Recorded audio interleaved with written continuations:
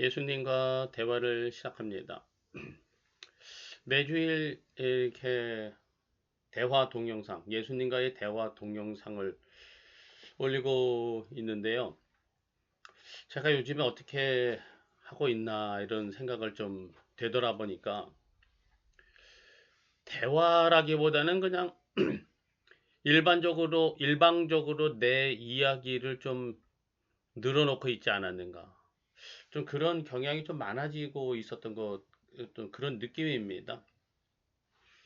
저는 원래 누구한테 내 이야기를 그렇게 별로 하는 스타일이 아닌데요. 그냥 누가 물어보면은 그냥 대충 내 이야기는 짧게 하고 상대방에 대해서 어떠냐 저쩌냐 물어보고 그렇구나.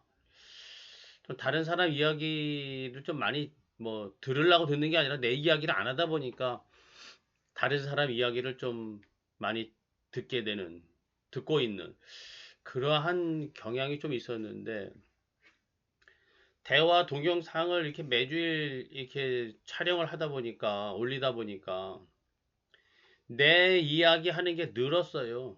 음, 이번 주에는 무슨 얘기를 할까? 이렇게 막 좀 해놓고서는 내 이야기만 잔뜩 늘어놓고 예수님과 대화다. 뭐 이런 좀 경향이 좀 생기는 것 같아요. 그래도 제목은 예수님과 대화인데, 음, 예수님은 내가 이렇게 예수님과의 대화 동영상을 촬영하고 찍어서 올리는 이 과정에서 나하고 예수님이 대화가 이루어지고 있구나. 이렇게 예수님은 좀 느끼셨나요? 아니면은 말만 대화라고 하지 지 혼자 떠들고 있구나. 이렇게 느끼셨나요? 어떻게 하면은 예수님과의 대화, 예수님의 말씀을 듣고 예수님의 의견을 듣고 예수님과 공감하는 그리고 나의 이야기가 예수님께 전달되고 나누어지는 그러한 대화가 될 수 있을까? 이런 좀 생각을 해보게 되었습니다. 당연히 그렇게 해야 되는데 번번이 그런 것을 좀 놓치고 있고 어떻게 해야 되는지 잘 모르겠는 이런 막연함, 막막함 가운데 좀 빠질 때가 많습니다. 대화 동영상을 통해서 예수님의 말씀에, 예수님의 말에 좀 더 집중하고 예수님과 실제적인 대화가 이루어질 수 있게 예수님이 인도해 주시기를 바랍니다. 나의 예수님. 최동혁 선교사님 부부가 최선교사라고 하려고 그랬는데 이름을 말했네요. 베트남에서 사역을 하고 있습니다. 선교를 하고 있는데 몇 년 됐죠. 올해 2026년 선교 편지를 보내왔어요. 음, 벌써 이제 새해를 맞이해서 또 많은 선교 사역을 시작했더라고요.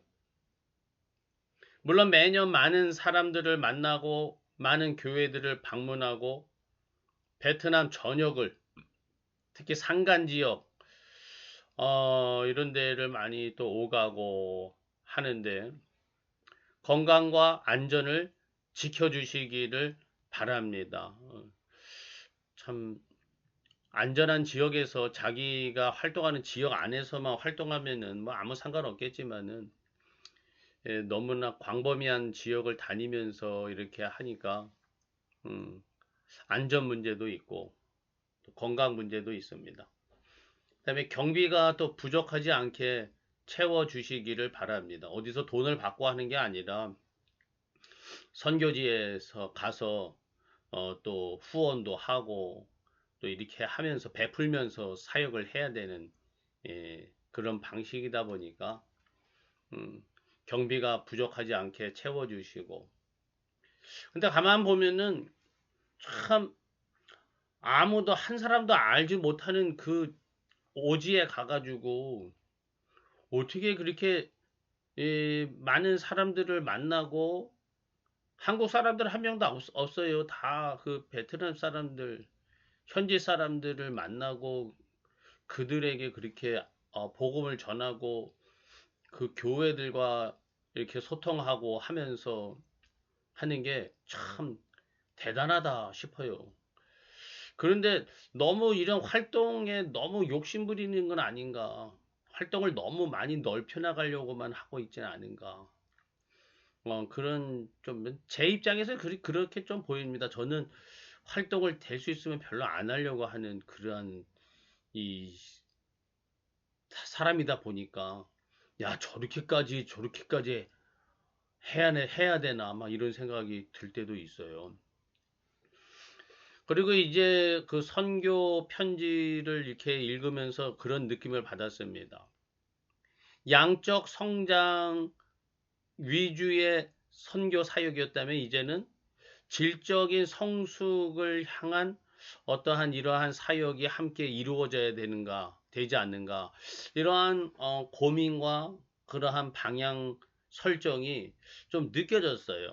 음, 이제 양적 성장 위주에서 질적 성숙으로의 병합이라고 할까요? 이러한 전환기에 놓여 있는 것 같기도 합니다.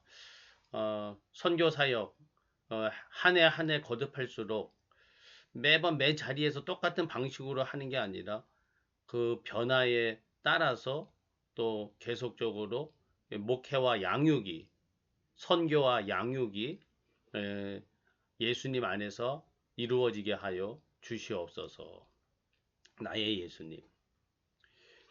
예전에 함께 드렸던 청년이 있는데 지금 멀리 살다 보니까 이제 같이 예배도 못 드리고 또 신앙을 떠났어요. 근데 좀 뭐 노래 작곡한 사람이 있어가지고 그 곡에다가 작사를 한번 해봐라 뭐 이렇게 했는데 이게 뭐 그냥 뭐 그 곡에다가 뭐 그 사람이 유명한 사람도 아니고 노래를 발표할 것도 아니고 아무것도 아닌데 그냥 노래 하나 지어 본 것 뿐인데 이거에 그 청년은 막 과도한 기대감과 꿈에 부풀어서 자기가 작사가가 된다라는 막 엄청난 기대감에 부풀어 가지고 작사를 해 가지고 보내고 또 수정해서 또 보내고 보채고 막 너무 과도하게 집착하고 그러다 보니까 짜증나고 실망하고 하는 이러한 일이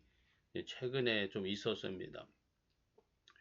이렇게라도 또 여러 가지 상황에 부딪혀도 보고 경험도 하고 하는 것 뭐 의미는 있죠. 그렇지만은 상처만 남긴다면 이렇게 해야 되나 이런 생각이 듭니다. 모든 것은 가합니다. 뭐 할 수 있습니다. 그러나 모든 것은 가하나 상처 주고 상처받지 않게 해야 되지 않겠나 이런 생각이 듭니다. 좋은 의도로 하던 것이 상처가 되지 않게 예수님이 지켜주시기를 바랍니다.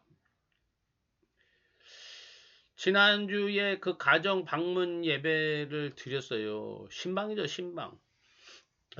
신방 한 후에 식사하러 샤브샤브 집으로 가자고 해서 갔습니다. 세 명이서. 그런데 굳이 양꼬치와 허거를 먹겠다고 해가지고 저는 싫은데 왜 그렇게 해야 되냐? 샤브샤브 먹으러 가자는데 왜 양꼬치 집에 가냐? 허거를 먹으러 그러냐? 그러더니 4인분을 시켰습니다. 4인분. 3명인데 3명이서 4인분을 시켰어요. 결국에는 그 허거가 말간 국물하고 빨간 국물이 있는데 빨간 국물은 거의 한국자도 먹지도 못하고 손도 안 대고 남은 맑은 국물도 뭐 얼마 먹지도 못하고 거의 다 싸왔습니다.